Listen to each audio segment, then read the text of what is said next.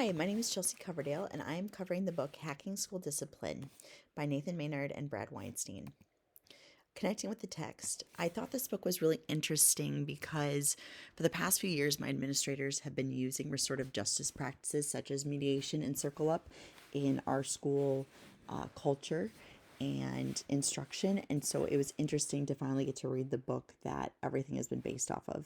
The other thing I will say is that I've been using some of these practices on my 6-year-old, and it's worked really well. So, takeaways, there are 9 different hacks that the authors discuss. They're here listed on the screen. The first hack that I'll talk about is called Let's Talk. And Let's Talk discusses the mediation process. And this mediation process takes some practice to fully be able to implement in your room.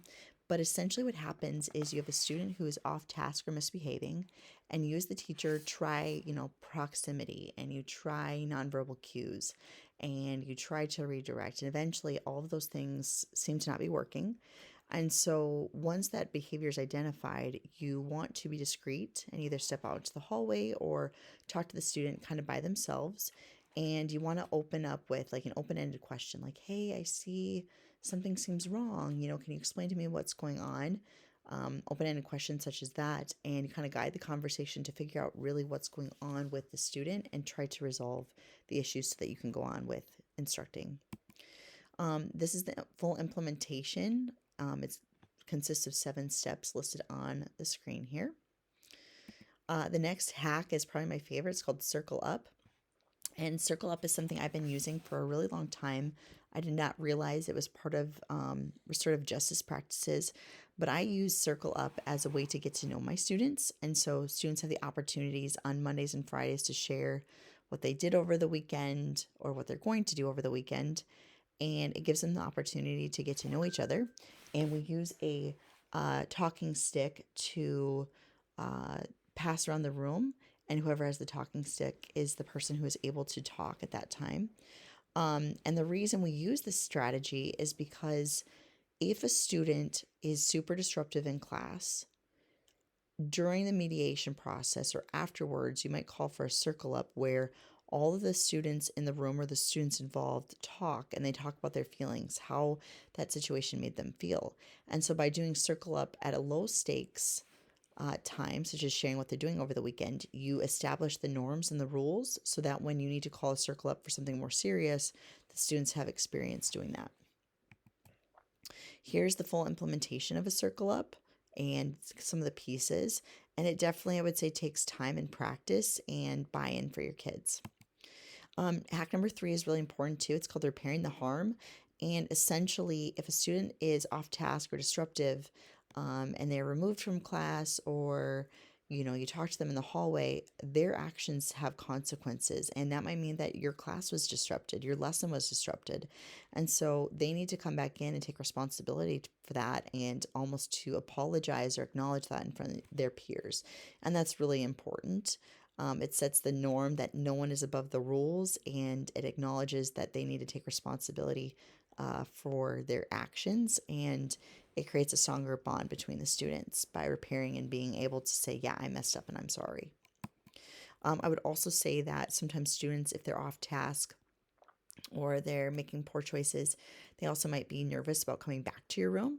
They might be nervous, like, oh, Miss Coverdale might still be mad at me, when in fact I'm not. And by repairing the harm before they come back into your room, that makes the student feel welcomed and more secure when they come back. And there's some of the full implementation of repairing the harm. Hack number 4 is throwing out the rules. This part of the book really discussed using restorative justice practices to create your rules, making sure that you tell them ahead of time, these are the expectations, here's your warning, and then there needs to be a consequence for it. It's also in how you frame what you want them to do. Instead of saying, like, I don't want you to do XYZ, you say, please do these things. And so it's framing directives in a positive way. Hack number 5 is by growth mindset. It talks about Carol DeWitt and her studies with growth mindset. I think a lot of us are familiar with this.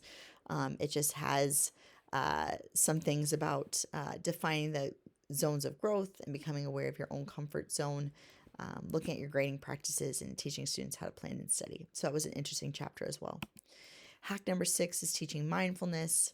They talk about like mindful breathing, trying to be proactive with behaviors, and understanding that this quote right here, outbursts and attitudes are rarely manipulative schemes, but rather symptoms of a skill or a development gap. And so that's just really important to remember that we need to tell our students what we expect of them. We need to model it.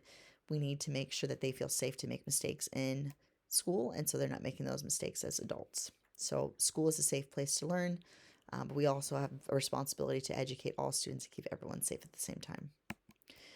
There's the full implementation of teaching mindfulness, normalizing their emotions. Again, mindful breathing. Something I like to do is put up like a live feed of an aquarium. And so the Monterey Bay Aquarium is a great one. I put that on sometimes during the day, and the students can kind of watch the live feed of the aquarium, and it's very relaxing for them. And so helps them to develop that deep breathing and relax, especially after, lunch or if they're going out for recess.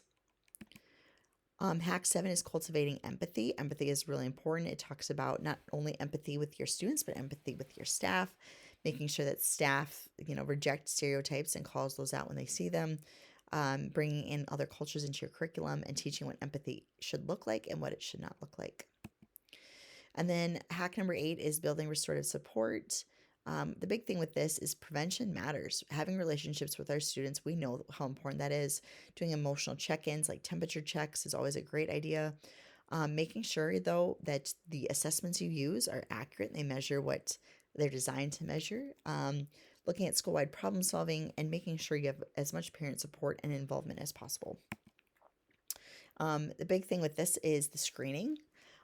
There is something called the Positive Youth Development, and it's 40 developmental asset surveys, and I'm kind of interested in doing that with my students. It talks about the importance of progress monitoring, using an MTSS system like we've talked about in our other books that we read for this class, and using data-informed decision making. We as teachers are the ones that make the decisions, but the data also provides valuable insight at the same time. And then Hack 9 is creating a snapshot. Essentially, we need students to understand and receive feedback, and students need to be held accountable for their actions. But we need to continue to coach them and provide them feedback. The challenge or obstacles. I would say the biggest challenge I saw is time constraints, understanding that you have curriculum to get through or instructions to give, but remember that we teach students, not the curriculum, but being willing to take time and pause your lesson to have a very valuable discussion with students is really important. And so that would probably be the biggest obstacle I could see. Understanding the results aren't, instant. It's going to take time for this system to kind of operate in your school for you to see results. I'm really lucky that my admin are fully on board with this process, and so I don't have any pushback or anything from my administrators or other staff members. This is a great, my reflection as a leader. I'm doing mediations and restorative justice practices already in class, but reading the book and seeing where everything kind of came from and getting more ideas of how I can improve my skill and implement this in my classroom is really good.